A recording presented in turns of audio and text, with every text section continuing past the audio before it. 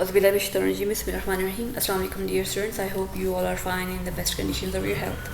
So today we shall discuss the concept of structure-activity relationship in the course of this medicinal chemistry, and the key concepts which we will discuss here is, firstly we will have a brief overview of what is medicinal chemistry just for a revision. Then we'll see about a brief history of medicinal chemistry and then we will continue with the concept of structure-activity relationship.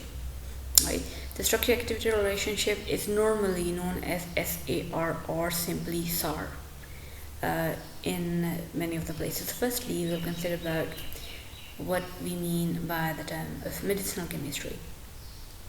So medicinal chemistry, as we have also explained in the previous lecture, is that medicinal chemistry is a chemistry-based discipline that involves aspects of biology, medicine, and pharmaceutical sciences as well, right?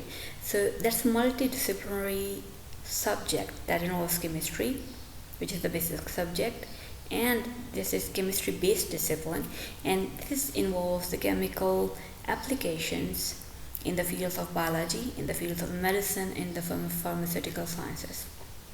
And basically what's the purpose of this medicinal chemistry is that it's concerned with the invention, discovery, design, identification, and preparation of biologically active compounds.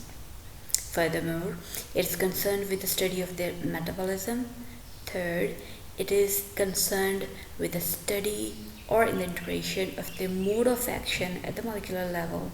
And lastly, the medicinal chemistry is concerned with the construction of structure-activity relationship. Alright, so medicinal chemistry is quite a complicated subject.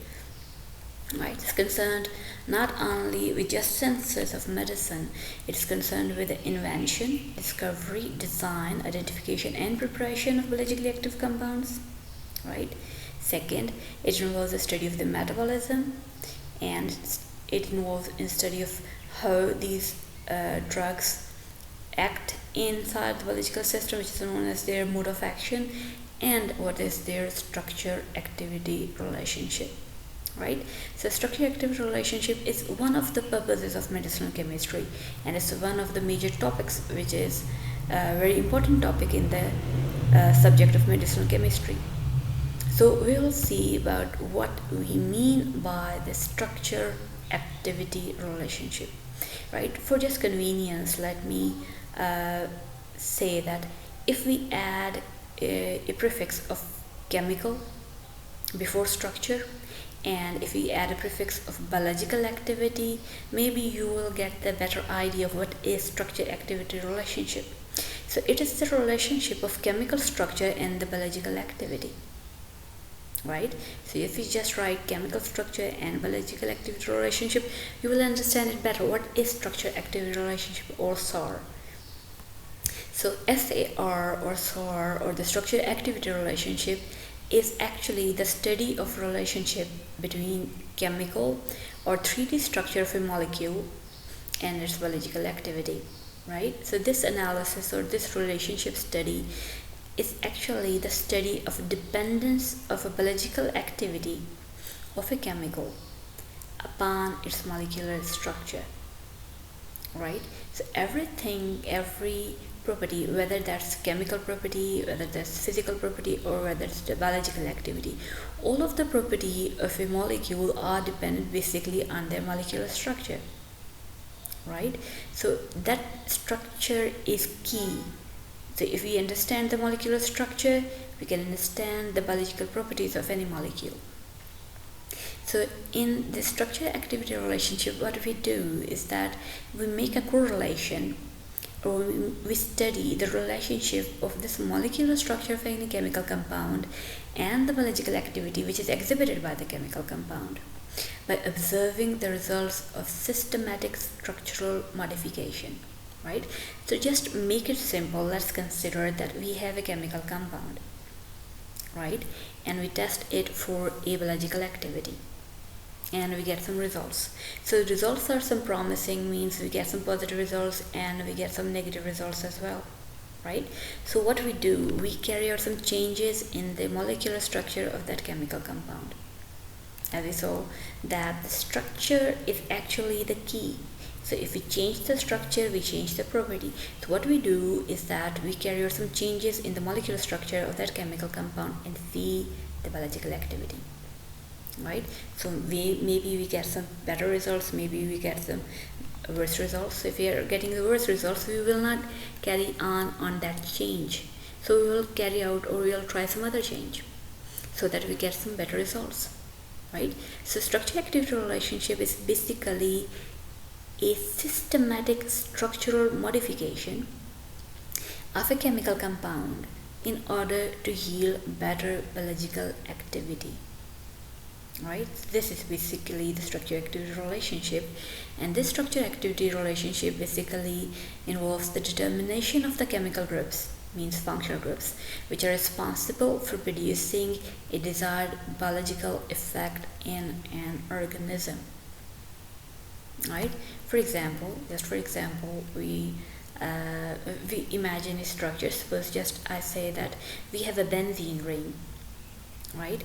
And this benzene ring has, suppose I draw it here, suppose we have a chemical compound, and the structure of that chemical compound is that. So we have a benzene ring here, and to which we have attached a chlorine here, and then hydroxyl here, and suppose we have also a sulfur here, right?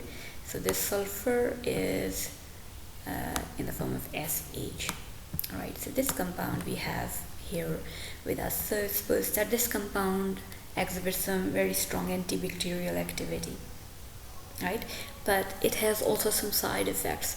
So we have to carry out the structure activity relationship. What we'll do, we'll modify the system so as to get the best results. So what we can do, that instead of having chlorine here, we may say that, okay, let's change the position of chlorine. So we change the position of chlorine, or suppose we bring it here, and then we see the change in activity. So if the activity is better, so we may think of replacing this chlorine with bromine or fluorine or something else. So maybe we get some better activity. So if we get some not much better activity, what we do, that instead of trying with chlorine, so we retain the chlorine here, we change this hydroxyl. So we may prefer to remove this hydroxyl at all and see if the presence of this hydroxyl is necessary or not. For example, we may remove this chlorine and we say if the activity is lost or not. So if the activity is lost by removing this chlorine, it means actually the chlorine was involved for that biological property, right? But if removing chlorine doesn't affect the property, it means the presence of this chlorine is not needed here. You can have it removed at all. Similarly, we may try to convert this hydroxyl into some ester or into some ether. Okay, so we may prefer to convert this hydroxyl into something else. So we may convert it into ester, or we may convert it into ether to see if this hydrogen is important or not. So if by converting this into ether or ester nothing happens, it means it's just the oxygen which is important, not the hydrogen. But if by removing this hydrogen and replacing it with something else, the activity is lost, so it means that it is the hydrogen that's very important. Similarly, we may convert the sulfur into sulfur ether, thioether, or may convert it into thioester to see if the presence of this hydrogen is important here or not. Similarly, we may also replace this sulfur with oxygen or some other atom to see if this sulfur is important or not. So in this way, we carry out the systematic structural modification, and this systematic structural modification will help us to determine the chemical groups, means these functional groups, which are responsible for producing a desired biological activity. And when we decide that by making this change, we get this much increase in activity, right? So when we go from qualitative side to quantitative side, then this structure activity relationship is called quantitative structure activity relationship, or QSAR. For example, if I say that if we remove this chlorine, then there is 25% loss in the activity, when we convert this hydroxyl into ether, so there is 5% loss in activity. Or when we convert the sulfur into ether, then activity increases by 50%. So when we study the structure-activity relationship in quantitative terms, then this becomes the quantitative structure-activity relationship, or QSAR.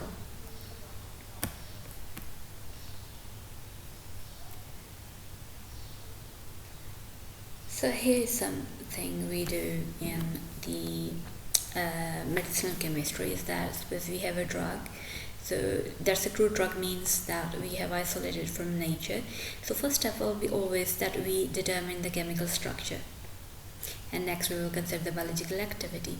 So in order to study the biological activity, or in order to study the structure-activity relationship, what we do is that we study the receptor-ligand binding, right?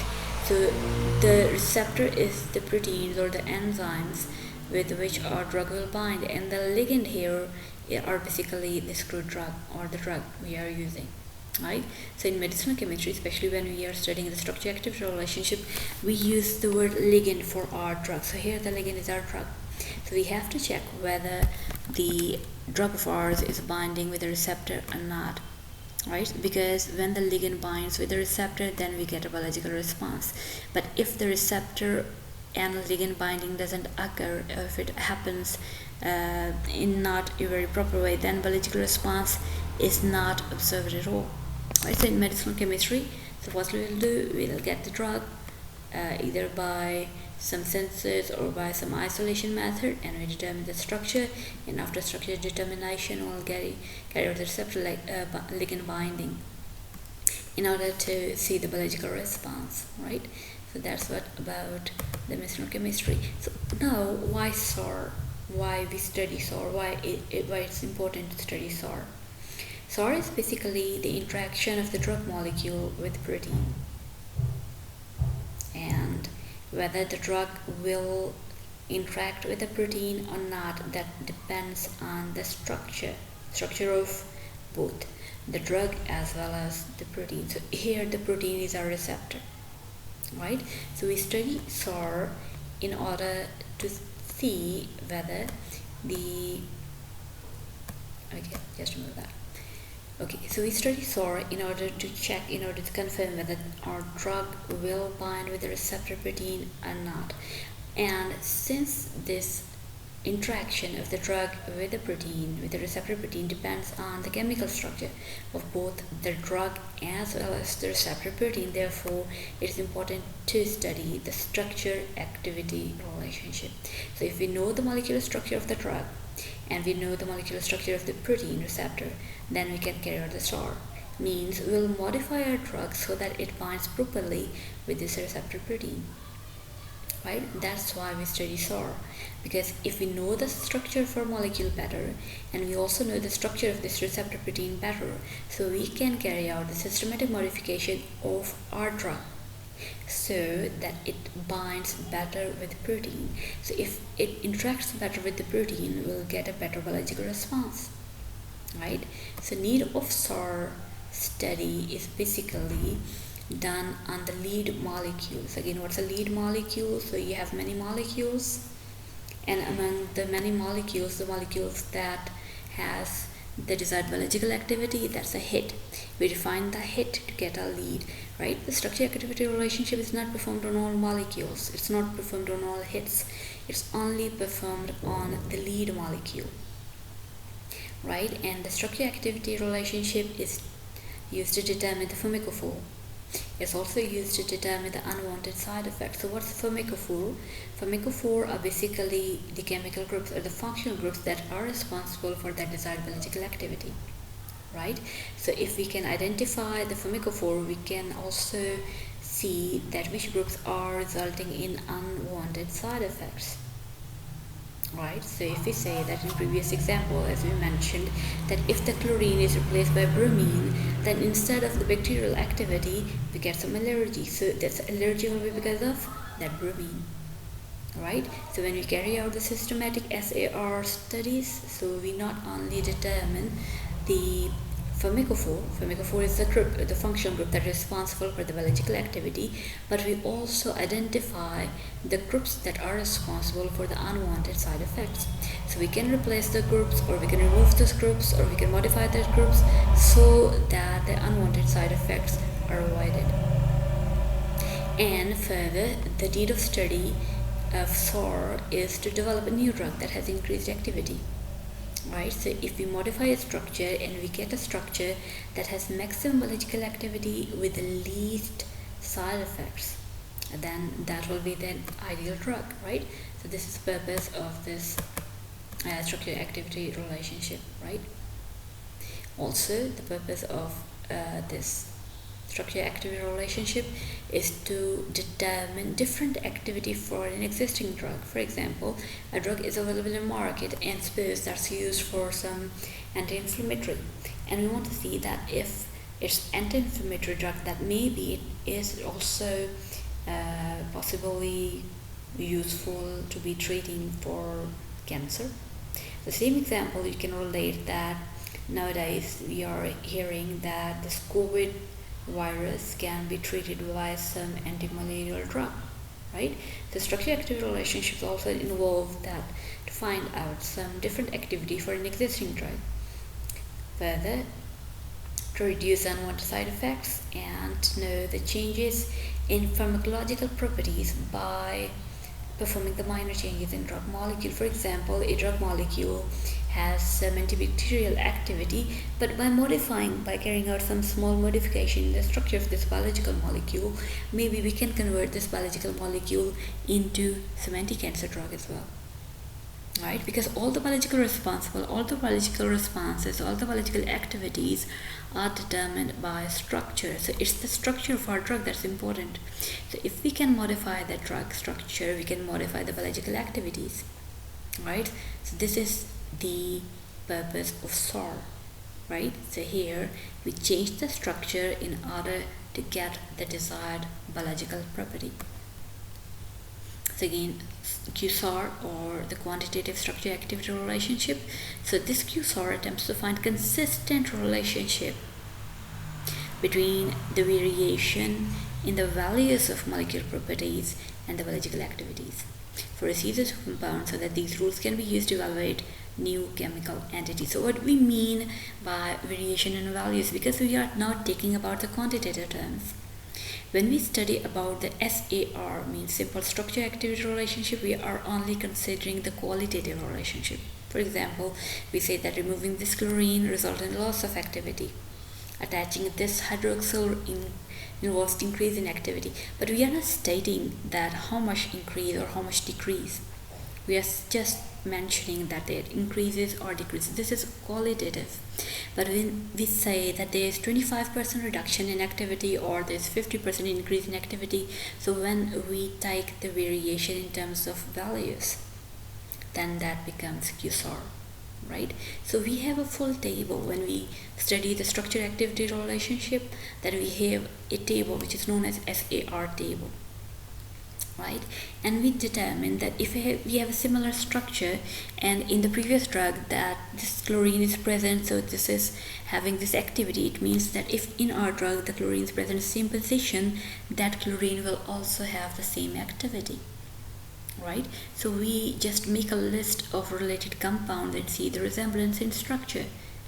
So in general, if two compounds resemble in structure, we say their biological activities will also resemble, right? So this is QSAR, that here we take the things at quantitative levels.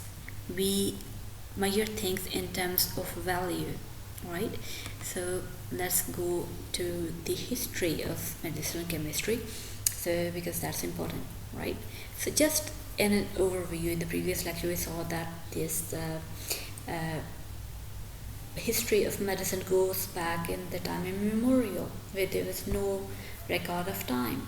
So the early investigation of natural products was the topic in the so-called pre-scientific era, right? And this was the era that was dominated by the folk medicines. And for example, the folk medicines that were used at the time were the opium, belladonna, cinchona bark, And many of the drugs which were originally used as folk medicines nowadays have been abandoned. Why is that so? Because the folk medicines that were used at the time were determined on the basis of their initial responses observed in the individuals. So maybe that initial response is a good one, but after some period of time, the adverse effect of the drug comes into action, right? So in the first step of the first stages of the medicinal chemistry, when natural products were the sole source of medicine in the time called the prehistoric or the pre-scientific era, the folk medicines or folk remedies were the basic medicines that were in use. Then in the late 18th century, in the 19th century, in the niches of 19th century, chemical experimentation led to the discovery of new drugs, right? So before the late 18th century, there was no chemical experimentation. It was just the folk medicine that would be dominating the medicinal field. But later in the 18th century and in the early 19th century, that chemical experimentation led to the synthesis of large number of drugs. In 1853, Henry Howe, that was the name of a scientist. So Henry Howe conceived the idea that functional groups in natural products might be modified by chemical reagents, right? So in order to prove this idea, what he did, that he heated the morphine with methyl iodide, right? Because he thought that the natural products can be modified. So they can be modified by simple chemical reagents, because the natural products are also chemicals themselves. So in order to do that, what he did, he heated morphine with methyl iodide, right, hoping to convert the alkaloid to codeine. But what he observed, what he got was a quaternary salt of morphine, right? So he quaternary salt of morphine, so this is structure of morphine, if you can say. And what would the quaternary salt of morphine? Just attach methyl here, right? So just let me draw it for you. So this is the quaternary salt of morphine here. So although he didn't get the codeine, but he got the quaternary salt of morphine, and hence proved his point that the functional groups in the natural products can be modified, right? So this was the first important thing. It was the first important step that was important in the chemical experimentation in the field of medicinal chemistry. Then in 1898, the first commercially available semisynthetic morphine derivative, that's the ethyl ether derivatives, were introduced as a cough syrup. And this cough syrup was used in preference to codeine and other opiates, right? So this was another proof that we can modify the natural products. So since that's semi-synthetic, it means that we take a natural product and carry out some small chemical reaction with it to get a product, right?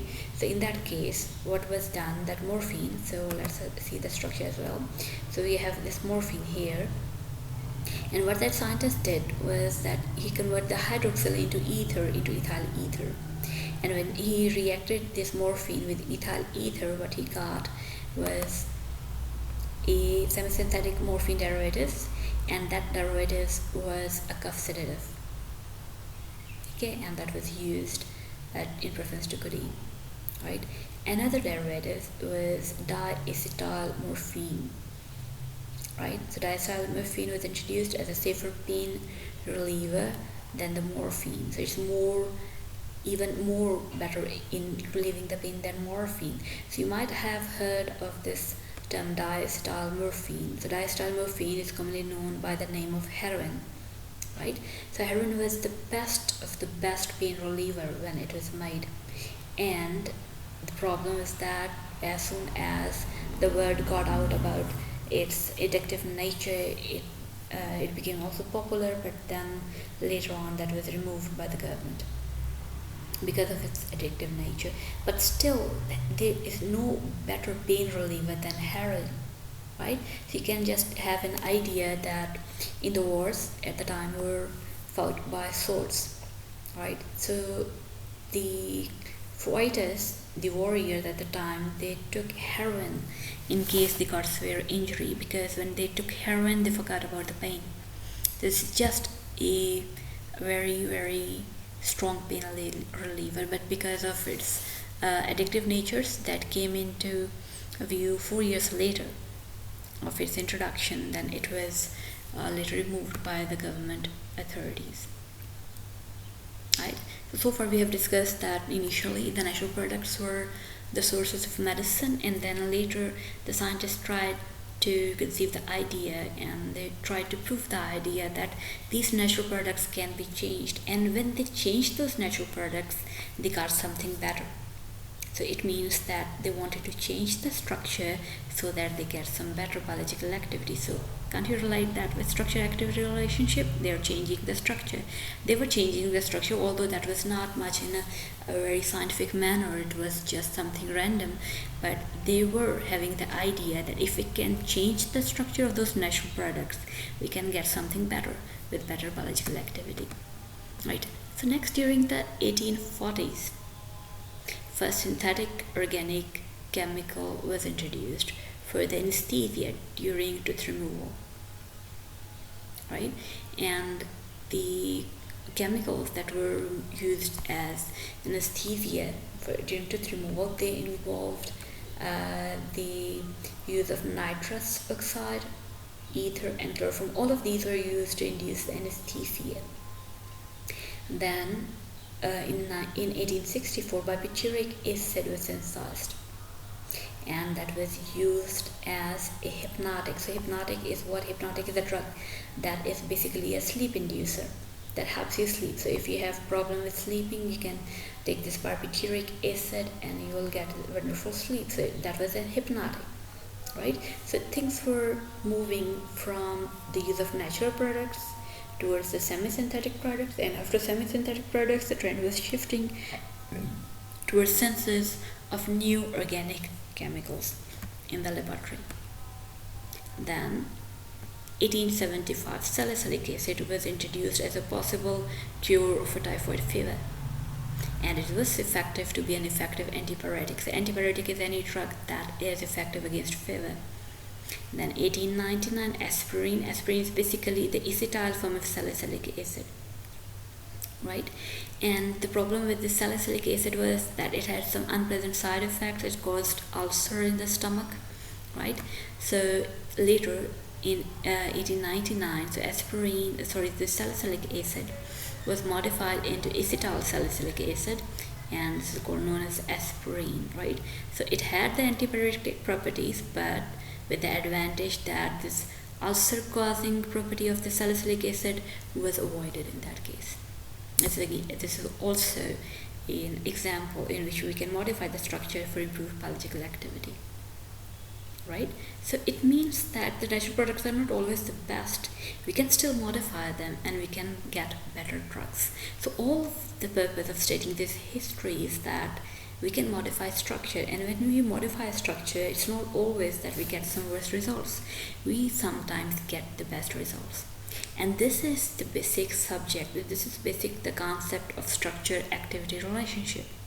Means we can modify the structure, and the purpose of this modifying structure is not just random modification.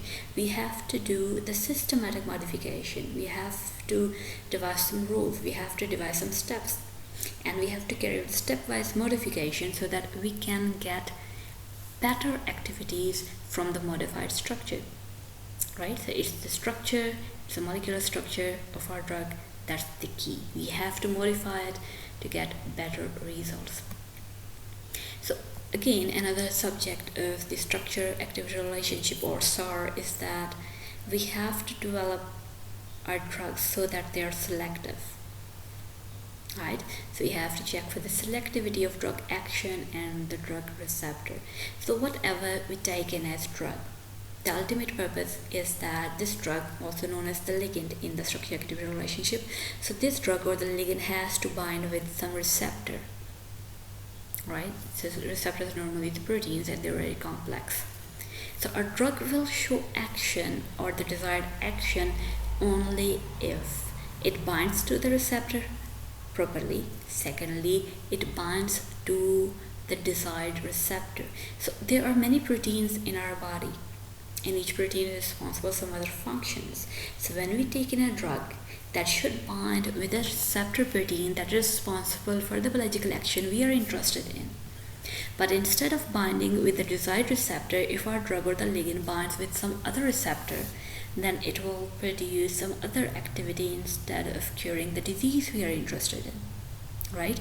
So firstly, we want our drug to be focused on a certain receptor, and secondly, we want our drug to be bonded with minimum number of receptors. It's also possible that our drug binds with a preferential receptor, and along with binding with that desired receptor is also binding with some other receptor, and because of binding with some other receptor as well, that will result in some secondary effects.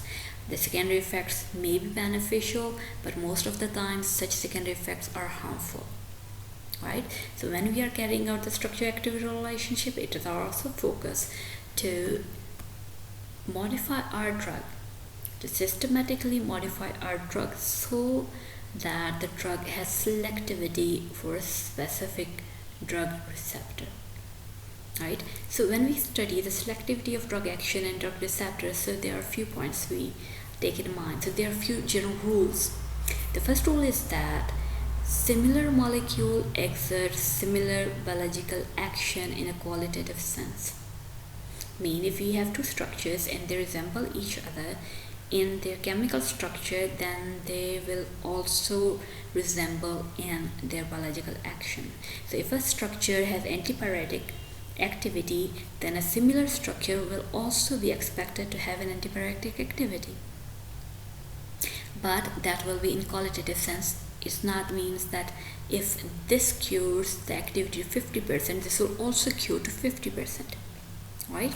In general, when we are studying about the selectivity of drug action and drug receptors, the general rule of thumb is that similar molecules have similar biological actions, but just in qualitative sense. Means if one is anti-inflammatory, similar reaction will also, similar structure will also be anti-inflammatory.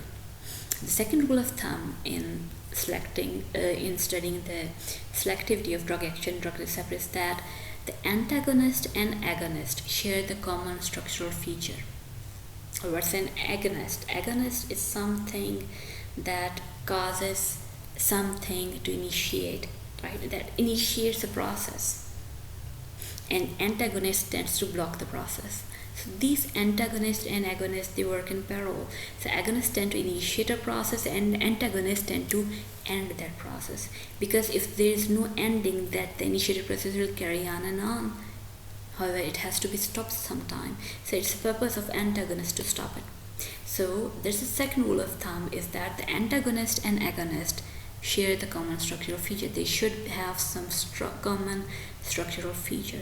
So if you are going to make an antagonist for an agonist, then you must know the structure of agonist, right? Similarly, if you are going to make an agonist for an antagonist, you must know the structure of antagonist, right? So it means you have to design something, you have to design a molecule, you must know the target.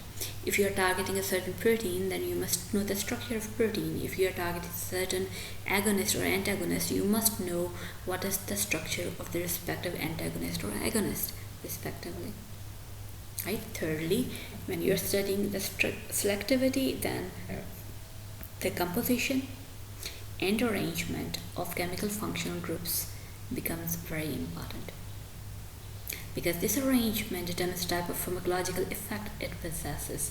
So it's not only the nature of functional groups that are present in your drug, it's also the arrangement of these functional groups that is present inside your drug, right? So if you change the arrangement, you change the biological activity. If you change the composition means the type of functional group, right? So if you change the composition of functional group, or if you change the arrangement of those functional groups, you change the biological activity.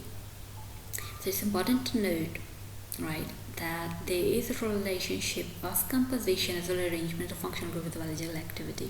So when we are studying the SAR, we should know about everything. So if we have related structure, we can predict that their biological activities will also be related. When we are studying the agonist and antagonist, we should remember that their structures are interlinked with each other, right? Because they have to interfere with each other. So in order to interfere, They must have some common structural feature as well. And lastly, in order to determine the pharmacological properties, it's important to know the composition and arrangement of the functional groups that are present in our drug. So let's go towards the SOR again. The structure-activity relationships involve firstly the chemical structure. Right, so chemical structure, we determine the chemical structure of a chemical compound, then we screen it for biological activities. Among the screening processes, we get a head, we refine the head, and we get a lead. When we carry out the pruning of that lead compound to get a pharmacophore. So let's consider what means by pruning and what is the pharmacophore. So the process of refining of that lead is known as pruning. And why it's done? Why it's done to determine the pharmacophore, right? The pharmacophore is the arrangement of functional groups, which is essential for the biological activity, right? So that's the pattern, that's the composition as well as the arrangement of functional groups. So in the previous slides, when we were trying about that we can replace this chlorine, or we can change the position of this chlorine, or we can convert this hydroxyl into ether or ester, what were we doing? We were doing to refine the structure.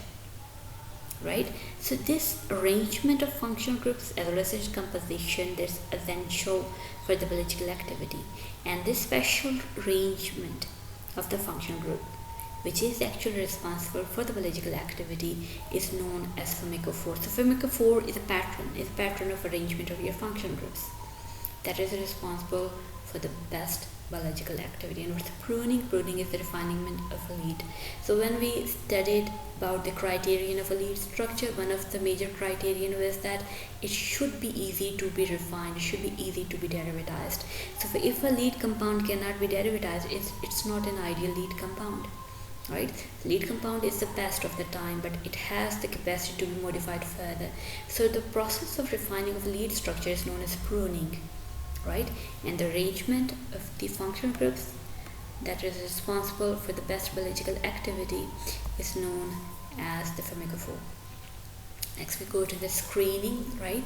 So just we will sequentially study them, and we will briefly study about the screening. So the screening process for a lead compound we studied in detail, but here we'll just have an overview that in order to lead compound we do the screening, right? So screening can be random, it can be non-random. So non-random involves all the steps such as the molecular modeling, such as the metabolite studies, etc. So we identify the drug metabolism studies and identify the side effects, right? So after considering all these 4 parameters, we get a lead compound, right? So this is random screening. So random screening, as I told you earlier, is involved when we know nothing about which structure might show activity. We don't know about the receptor. We just have large number of compounds and we are just randomly screening them to get some hit. Right, so here are some examples just for your interest. So here is the identification of lead by using drug metabolism studies, right? So for example, we have protonsil, and this is structure of protonsil. So what we do is that when it undergoes the metabolism under the effect of azo reductase, that's an enzyme, right? So we get a large number of metabolites. Among the metabolites, this metabolite is sulfonylamide. Sulfonylamide was the best drug, right? So this is example of drug that was identified during metabolism studies, right? That was the lead, and it was refined further to get a large number of compounds, right? So this example when we get a lead through drug metabolic studies. Okay, so these are examples of lead which were identified by observing the side effects. For example, we had benzodiazepine, right? That was the lead, right? So what we got, it had some side effects. So we modified the structure. So you can see that by structure-activity relationship, we modified the structure. So you have seen that here, what we have done, we have removed this oxygen and CH2 group from here, and that got some better activity, but still some side effects. Then again, that was modified. So instead of having this oxygen here, it was removed, and instead of having oxygen here, we had a nitrogen, and that nitrogen is tertiary here, right? That gave the best results, but again, that didn't give some much more results. So instead of having these two, so these two nitrogens are important, and their relationship is 1:2, right? They are separated by 2 carbons. So this relationship is retained here. This relationship is retained here. You can see there's a benzene, this nitrogen, there's nitrogen here, and this nitrogen is tertiary, just like here, but it's tertiary in some different sense, right? And this is next nitrogen, and these are 2 ethyls here, that one. And what we have done is that we have modified that chain as well. So we have attached 1 methyl here, and then we have got another benzene here and sulfur here, right? So in this way, we have got a promethazine. That was a drug, that was still a better drug, but it was not the best. So what was done, that instead of having that drug, what was modified, then we got this chlorpromazine, and chlorpromazine had a chlorine on one of the benzene ring at this meta position, and instead of that having this methyl group was removed. So it was observed that this methyl group has not much activity when it's outside the chain, but when this carbon is inside the chain. So just compare that here the carbon length has increased, right? So that had side effect. In order to remove the side effects, the structure is modified. So we got a chlorine here, and we just brought that methyl, instead of in branch chain, we made it a part of ring. Right? So by observing the side effects, we keep on removing. In order to remove the side effect, we keep on modifying the structure until we got minimum side effects. So this was the best drug so far, and it was developed by observing the side effects. So the structure was keep on modifying until we got the best results with the least side effects. So another example, so here the modification in the structure was done for the identification of a pharmacophore, right? So structures were modified until we got the best pharmacophore, the best arrangement that got the maximum activity. So started with morphine. Again, our most interest was in natural products in the very start time. So morphine, right? That's very good pain reliever. That was modified, and it was found that presence of this oxygen here and presence of this hydroxyl here is not important, right? So this oxygen group was removed from here, and then we also got rid of that hydroxyl from here, and we also got rid of that double bond from here. So what we got a simpler structure, right? So that simpler structure was better pharmacophore than morphine. So the name of this structure was levorphenol. This levorphenol was better than this one. Then again, that levorphenol was modified, and the modification indicates the presence of this hydroxyl is not as much used, right? So nextly, instead of having these 2 rings joined together, so what we did was that we merged the 2 rings here, right? The nitrogen is further here, but this nitrogen with methyl group, now we have removed that methyl group here, right? So it still had some deficiencies. It was not a good pharmacophore. Further, it was modified, and we got that end product. So that's much more simpler product than that one. You can see here we have a benzene ring, here we have a 6-member ring with a nitrogen, and this nitrogen has a methyl group, right? So we have simplified the structure, but we have got maximum biological activity, a very much improved pharmacophore, right? So this is how we modify the structure. We can modify the structure either in terms of reducing the side effects. We may modify the structure in order to get better pharmacophore, or for some other purpose. So that's all for today's lecture. Next lecture will consider some other aspects of structure-activity relationship, which can be modified and which can be improved for better activity of a drug. Thank you for your patience.